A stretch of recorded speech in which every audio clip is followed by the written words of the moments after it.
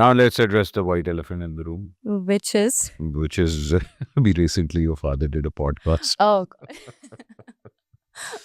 मेरे पहले तो जी चाहा था मैं नासिर अंकल को फ़ोन करूं, मैं को यार आपको किसने कहा है कि आप खलील भाई के रास्ते पे लग जाएं, क्या कर रहे हैं आप? मतलब किसी ने कुछ कहा नहीं उनको, भाईजान बस ना करें, क्या कर रहे हैं? ये it's a very difficult position to be in. आप देखें कि आपके जो बड़े बुजुर्ग हैं, they were always given a platform जहाँ पे आपके कंटेनमेंट एनवायरनमेंट भी होता था। I don't think they realise कि whatever they say it needs to be fact check, it is on the internet forever. और आजकल की आपकी आवाम बहुत अवेयर है, वो हर बात को देखते हैं, हर बात को सुनते हैं। So you can not just get away, because I believe, और ये मेरे साथ भी होता था when I would B posting stories on my social media, मुझे लगता था कि इतनी दुनिया नहीं देख रही है, लोग देखते हैं। People notice you when you are in your room. आप अपने घर में एंटर हो रहे हैं, लोगों की नज़र आपके ऊपर होती है, एक एक चीज़ को वो नोटिस करते हैं। आई बिलीव कि वो जो एक इन्वायरमेंट है कि आपके सामने एक बंदा बैठा हुआ है, एक लाइट है और एक माइक है, you feel like you're in your drawing room and you can just say whatever things you will say on one. जो आपके पास कैमरे नहीं है, इस चीज़ से मोहतात रहना बहुत ज़रूरी है कि you have a responsibility, your words carry weight. Specially someone like him, you know, मतलब जो आप फिर बात कहते हैं उसके रिपल्स आते हैं। हाँ, रिपल्स आते हैं। And that created a lot of क्या कहते हैं, stir in the industry. हाँ, that was something that shouldn't have happened, but it did, and क्या कर सकते। हाँ, फिर वो मेरी पॉडकास्ट पे नहीं आए। मैंने कहा यार इधर आ जाए, थोड़ा सा क्लियर कर लेते हैं लोग। No, but रीमा माशाल्लाह, she is a very gracious woman. She is. मैं I used to love her. I used to be with her all the time. International लोटेरे की शूट थी, I remember. I've always carried her with high regards. अम्मी वगैरह हमारे घर में family वाली बात थी, so I don't know. हाँ, आई थिंक लोगों ने भी उस चीज़ को मतलब जिस तरह आधे से ज़्यादा खलील साहब की जो बातें होती है ना, वो लोग यूं करके बीच में से टक करके निकालते हैं।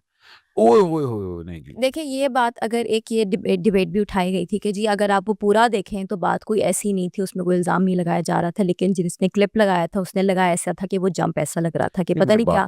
लेकिन मैं वही कह रही हूँ कि आप रीज़न भी ना दें कि आपकी क्लिपिंग में भी बात गलत हो जाए, ये भी रीज़न आप ना दें, बिकॉज जस्ट थिंक अबाउट कि आपने क्या कहना है। डू योर ड्यू डिलिजेंस और उसके बाद आप बोलें, because you have to realize कि आपका इम्पैक्ट है इंडस्ट्री पे, उस लिहाज से फिर आप बोलें जिम्मेदारी के साथ। True.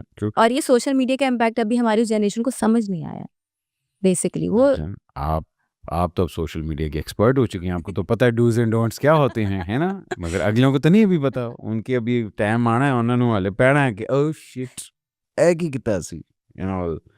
How do you deal with trolls man, and you have so many trolls. तो बस मैं आधे ज़्यादा वो तस्वीरों पे देख रहा होता हूँ ना, हल्का सा ड्रेस पहन लिया, हल्का सा वो स्लीवलेस पहन लिया, लोग तो धज्जियाँ उड़ा देते हैं उसके बाद।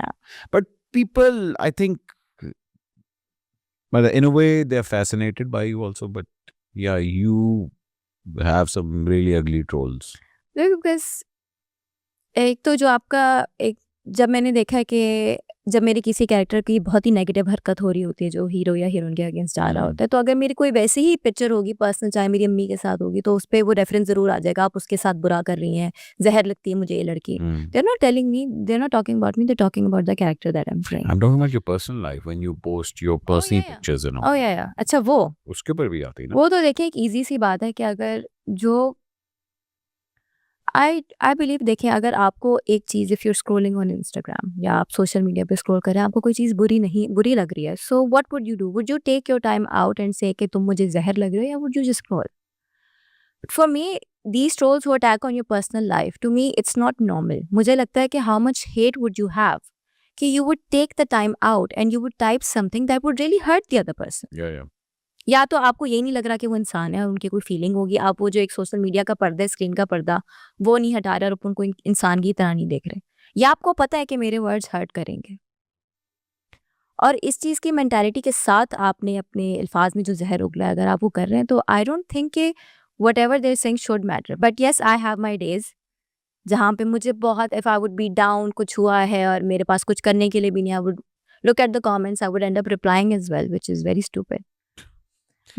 Which leads to my next लेकिन question. अब्बू ने मुझे एक एग्जांपल दी थी एक दिन मैं बहुत हर्ट हो गई थी, 3-4 साल पहले की बात है, बहुत हर्ट हो गई थी। मैंने कहा अब्बू ये हो रहा है। तब कराची में सैलाब आ रहे थे, मेरे घर पे भी कोई नहीं था, अब्बू लाहौर में थे, मैं कराची में थी, फैमिली मुल्क से बाहर थी। तो अब्बू ने कहा था बेटा क्या है? मैंने अब्बू को समझाया किस तरीके से कमेंट्स हैं ये वो। कहते नहीं बुरी कितनी है? मैंने कहा 4-5 हैं लेकिन बहुत बुरी हैं। कहता बेटा बाकी को तो देखो ना, हम्म, बाकी 65 अच्छी है ना, तो उन 65 का क्यों नहीं रिप्लाई करती? तुम उन 4 लोगों से क्यों लड़ने में लग गई हो? So this is one way of looking at it as well. ये फिर आपने उनको कहा उनकी पॉडकास्ट के बाद?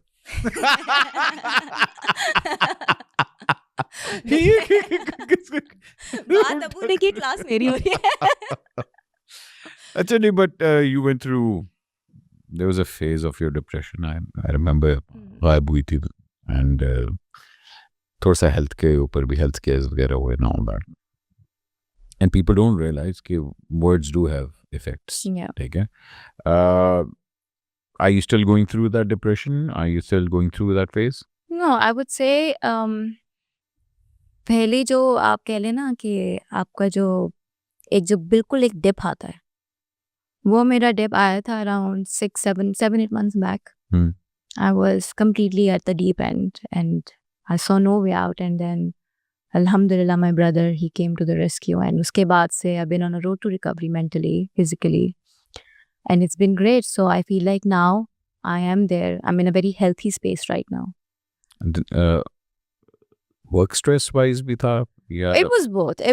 It was both. जो work का था, I would say कि it was a lot of overthinking, a lot of self implication. It was काम का मेरा इतना नहीं था जितना मैंने लोगों के जो सलूक थे उनसे मैंने इन्फ्लिक्ट कर लिया था. हम्म, बट या जो आपका इंडस्ट्री से बाहर जो लोगों का सलूक था बहुत था, and that impacted me. But then I realized those people are not important. Your family is important, and that's what should matter. I shouldn't have given that prospect of my life any importance in the first place. Why I did that. And then I've seen a shift in the personality as well, because ये चीज़ें इंसान को इसकी personality आपकी change हो जाती है. yeah.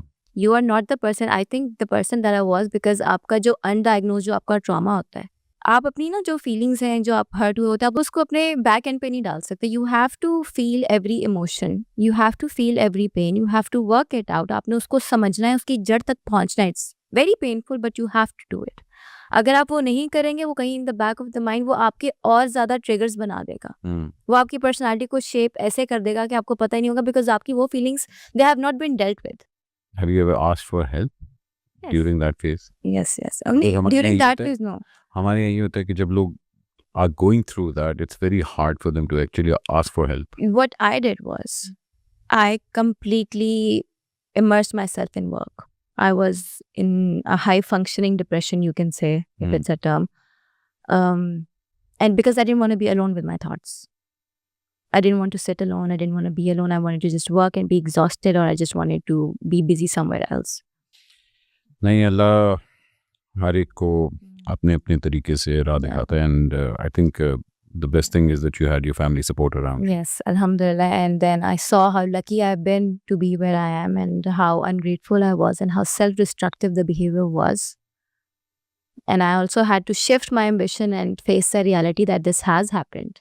And you have to forgive yourself, and you have to move forward in life, and you have to right your wrongs.